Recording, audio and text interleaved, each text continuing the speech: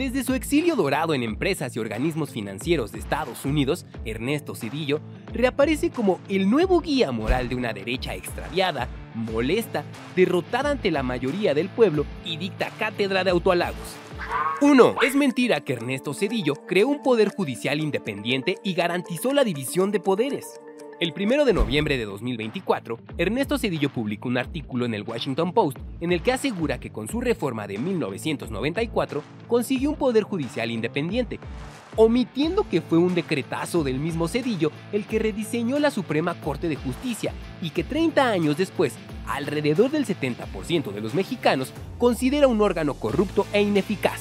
Entre el 5 de diciembre de 1994 y el 26 de enero de 1995, en menos de 2 meses, Ernesto Zedillo presentó y promulgó las reformas a 20 artículos de la Constitución, aprobadas con mayoría en el Congreso de la Unión por el PRI y el PAN, que mediante la figura de jubilación inmediata separó de su cargo a los 26 ministros de la Corte. Los 11 ministros de la nueva Suprema Corte no fueron electos más que por el dedazo de Zedillo en acuerdo con el PRI y el PAN. Tan es así que el columnista Raimundo Riva Palacio comparó esta medida con lo realizado por el dictador peruano Alberto Fujimori y consideró que la reforma judicial era el equivalente a un golpe de estado técnico, pues rompía con la división de poderes y la inmovilidad de los jueces establecida en la Constitución. Zedillo ve la paja en el ojo ajeno y no la viga en su Suprema Corte. Esta actuó a modo del Poder Ejecutivo sin cuestionar o analizar medidas tan graves como el FOBAPROA, el anatocismo o cobro de intereses sobre intereses, el ilegal rescate carretero o la privatización de ferrocarriles de México. 2.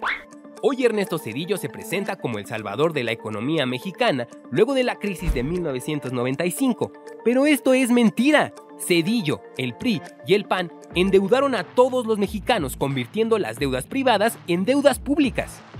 En 1995, Ernesto Zedillo activó el Fondo de Protección al Ahorro, FOBAPROA, convirtiendo en deuda pública la deuda de los bancos, que entonces ascendía a 552.300 millones de pesos.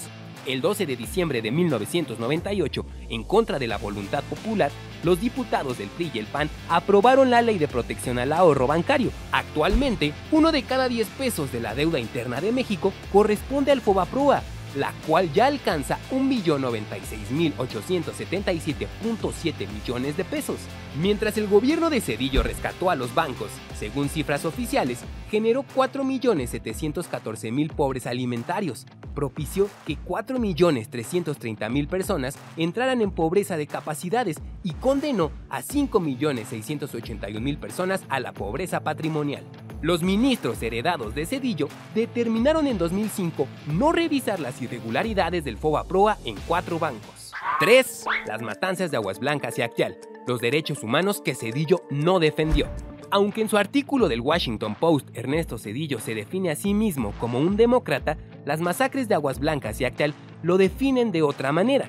El 28 de junio de 1995, 17 campesinos fueron asesinados por policías y agentes judiciales, quienes dispararon contra los indefensos campesinos a 3 kilómetros del poblado de Aguas Blancas, Guerrero.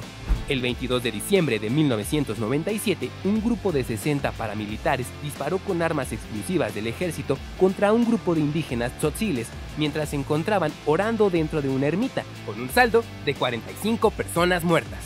En 2009, la segunda sala de la Suprema Corte determinó que el Estado no debía pagar compensación a 2 detenidos de la matanza de Acteal que pasaron 11 años en la cárcel. 4. Las privatizaciones de Zedillo, el despojo a todas y todos los mexicanos.